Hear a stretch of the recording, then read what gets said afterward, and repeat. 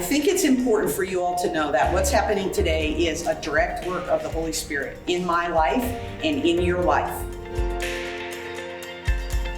I was a pastor's wife for 30 years. I knew that information in my head, and I was sharing it with other people, the women I was caring for, and also not just in my pastor wife role, but my international service that I've been doing across 5 continents and 50 countries, sharing and supporting other women.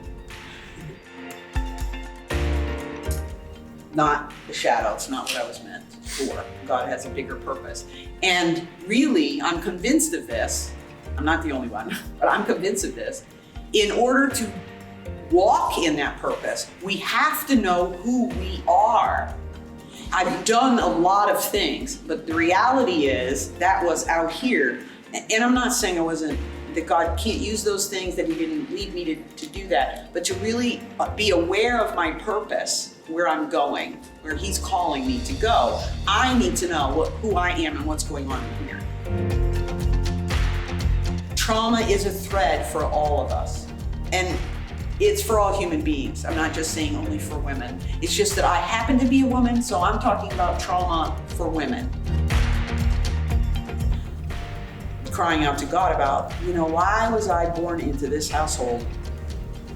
Well, also because of the alcoholism and the violence and all of the kind of stuff that went on in my growing up years. Like, why?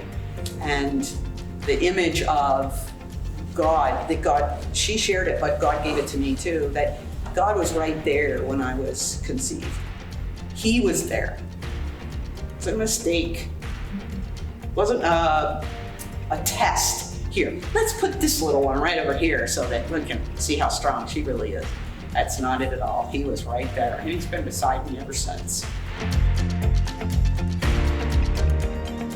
Did the people in the church take me out and beat me? Did they drink too much and, put things on me? No. However, it was a whole entire world to keep me in a role that was extremely tightly described.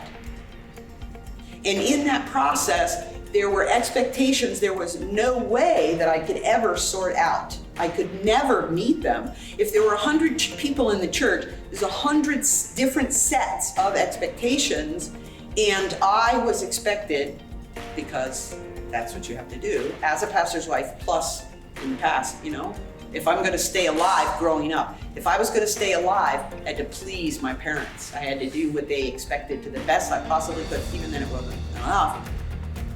But that habit continued for 30 years in the role of pastor's wife. Romans 12:2. Be not conformed any longer to the pattern of this world, but be transformed by the renewing of your mind. In other words, things that I had thought before needed to be changed.